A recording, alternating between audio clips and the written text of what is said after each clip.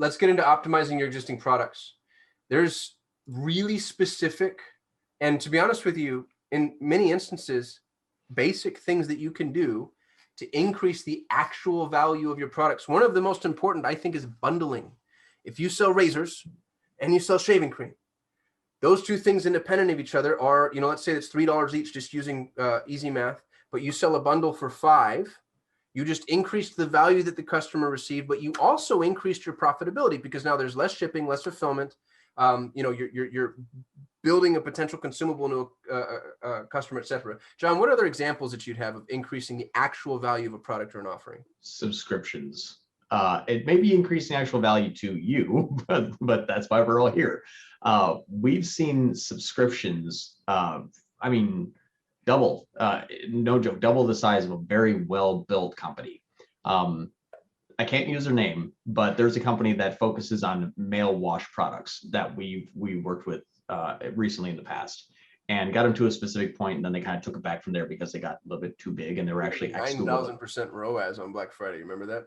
Yeah, they spent $1 million 1 month, so they took it in house, which is rightly so. If you're spending $1 million a month, you probably can have some people that you can control inside your office building. But their subscription model was the same cost per acquisition as a one-off purchase. So think about that. If I had a subscription model that I ordered, let's say once per month, and our cost per acquisition was $4 for a one-time purchase, their subscription model had a cost per acquisition of $4 every single one time, and then they order 11 more times that year. So when you have consumables or something that can be purchased repeatedly, perfume, anything that can be used basically as a wash or body, candles, literally anything that they can buy more than one of, you can use a subscription model and you can give them a slight discount and you can set it up for the time that it is applicable. You may go through candles once every 2 months. So make a every 2 month subscription. Amazon obviously did this, and they're not dummies in e-commerce. But subscription models are a amazing way to, when you look at the cost per acquisition from a new subscribed person, I almost was kicking myself to say, like, man, I should have told them about this sooner. I didn't even think about that, because subscriptions, it might be a little bit difficult to set up. It's a little bit costly. But if you think about every single subscription box or food delivery service, the actual value of that is now, not only is it going to get a quality product delivered to them without them having to think about it, have value added to the customer, but it's something that you can actually provide a little bit more actual value. If you did sign up for the subscription, you can get a slight discount. But what you did is you basically just guaranteed your LTV, as long as you have your ratio of new subscriber versus people who possibly canceled is higher than on one side than the other. But I would say that increasing the actual value there is important for subscription models. The one-click upsell, but the one-click upsell is something that is interesting, because you don't necessarily have to redo your checkout procedure for purchasing something. It's like, basically, okay, and I bought it, but wait, you want to add this one item here. You don't have to go through and go through and add it to your cart and re-enter in your shipping and your billing and your credit card information. It just simply adds it to your order, and then go ahead and click checkout. We were on the phone with Scott Cunningham the other day.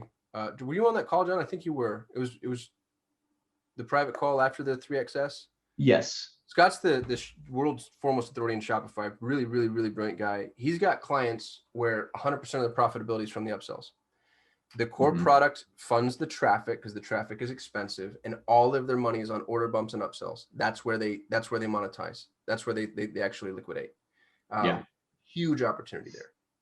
Well, it makes your scalability that much faster. And when you can identify ways of increasing the value, whether it's subscriptions or one-click upsell or bundling your products, or getting prepared for seasonality like Black Friday, Cyber Monday, like getting those kind of bundles and deals like kind of lined up, you can just scale so much faster, because as your average cart value. Glenn, yes, that was I was referring to you. If that's all right. As in the chat. So if you wanted to, you can speak about it. If not, don't worry about it. But that's something that if you be prepared for that seasonality, that's something that is really that's really valuable, because the Google Ads is going to be slow moving. That's what I think that is sometimes some of the hardest areas to grasp in Google Ads. It is slow moving. It's self-learning. You can't just add, double the ad spend and then boom, double the sales come in. You can, it happens, but not reliably enough for that. You should be able to say, oh, a week before Black Friday, I'm just going to crank this thing up. You want to get prepared for that. So those type of things are going to be really important. Increasing perceived value. Images, instructions. What's that? Well, so this is, sorry, I didn't realize you were about to say something. I didn't interrupt you, but I bought a backpack the other day off of Amazon because of the schematics that they showed. Like they had like all these really cool zoomed in, and then they're identifying how it's built, what materials used where. Sometimes you just have to show the customer what it is.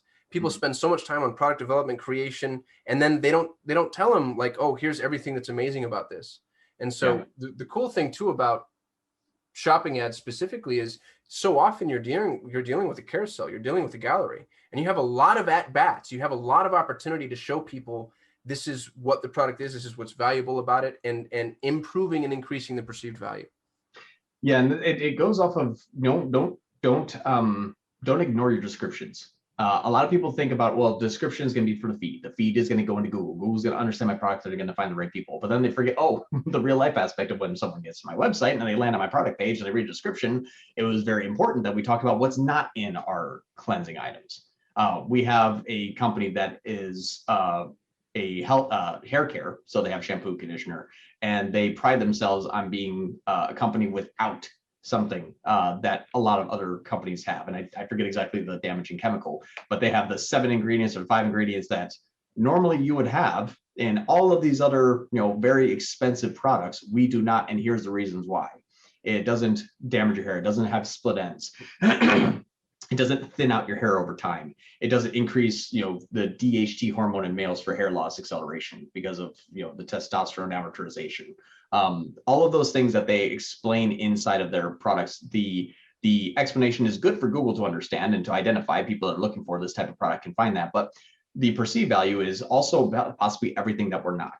We're not cheap. We're American made. We're guaranteed lifetime value, or not lifetime value. Sorry, I'm so used to saying Google terms. Yeah, lifetime warranty. No questions asked, easy free returns. So those perceived values, you can have a drop shipping company that has better lifestyle imagery, better descriptions, and better explanation of their product, and can charge possibly a little bit more than another exact SKU or exact GTIM product that someone else just took a stock photo and put a price on there.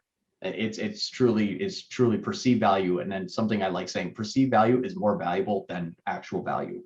And that's true, because you won't find the actual value until you purchase the product, but the perceived value is the reason why they bought. I feel the way about Apple products.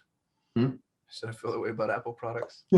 Yeah, and not knocking Apple. I have an Apple as well. But yeah, and that's really the perceived value. It does everything else that an Android does probably, but yeah, it's just twice as expensive and perceived value because it's easier to use. Is it easier? It's perceived easier. Who knows? Fringe benefits. I really love overlays on top of e-commerce stores where I think tutorials are really big.